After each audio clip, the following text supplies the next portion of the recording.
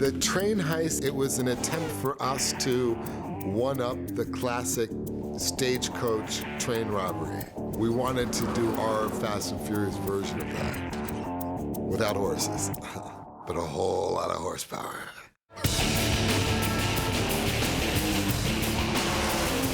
There is no limits on this. Every Fast and Furious has got to top the last one. And what could top a hijacking of gasoline tankers? Well, let's just hijack a train. Let's cut right through the side of the train and pull cars out of it. The train sequence, the key for us was how much could we do practical opposed to how much was going to end up being green screen or computer generated.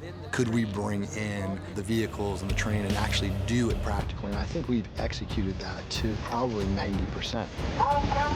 We had to get permission to basically own a piece of railroad, working railroad, and then we had to buy trains, and then we had to, build these trucks that were able to go up against the trains. I think the train sequence was our biggest accomplishment because the heist reps were really built from scratch, right there in our shop. A truck showed up from Industrial Metals with a bunch of steel, and from that, we built a vehicle out of it. Looking at the vehicle itself, we've basically designed the suspension very similar to a monster truck with the big 4-link bars and the large axles. The reason for this is we need to have tremendous durability and we need to be able to carry a lot of speed over rough terrain.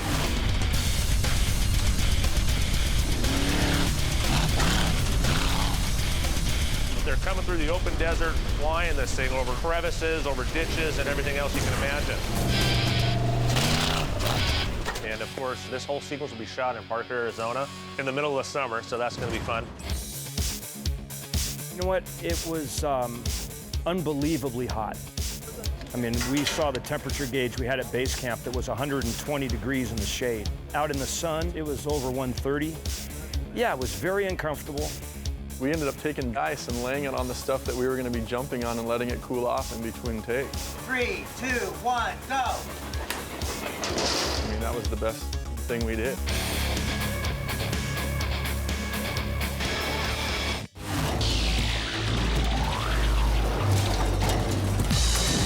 We had the train set at 45 miles an hour. And we were set back about 600 yards with 4 stuntmen on the back, hanging on. And we'd have to catch up to the train. So this truck doesn't have a speedometer, so we're just guesstimating.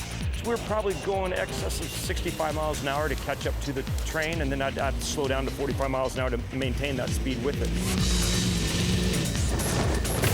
And we take a car that weighs around 3,000 pounds and it's jerked off of the train onto the bed of my truck. You can imagine somebody just pushing the rear end of your truck on the gravel, and it felt like it wanted to knock you over. It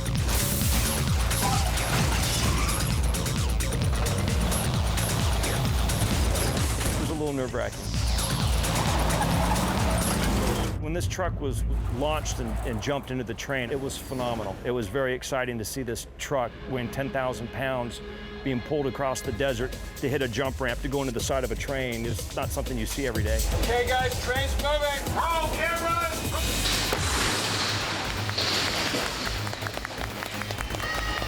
And we thought it was going to derail it when it first hit it. And the train got up on its side. I thought, oh my God, it's going over.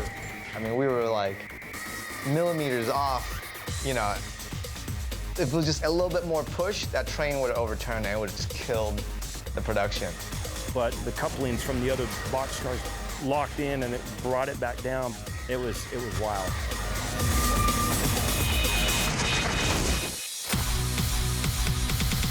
And then I wanted a car to be jumping out of the train at full speed.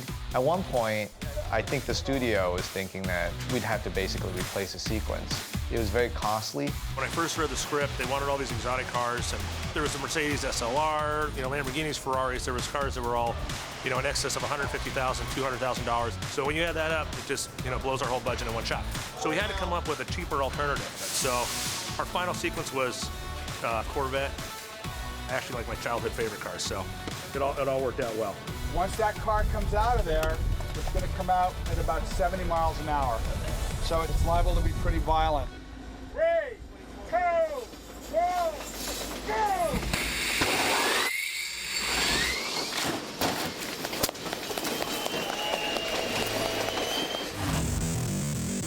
For the finale of the sequence, we've got to throw this Corvette off of the edge of the canyon.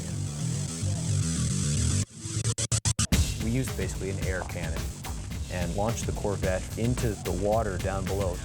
We did it in 2 passes. One where the stunt guys jump into the water from the same platform. Hey, here we go. Here we go. Set. 3, 2, 1, go!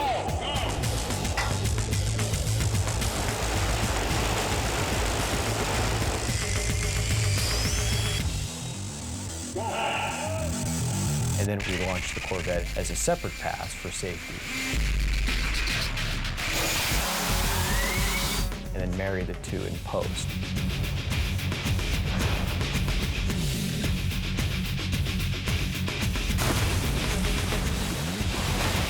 Once Vin and Paul come up from the water, that's them.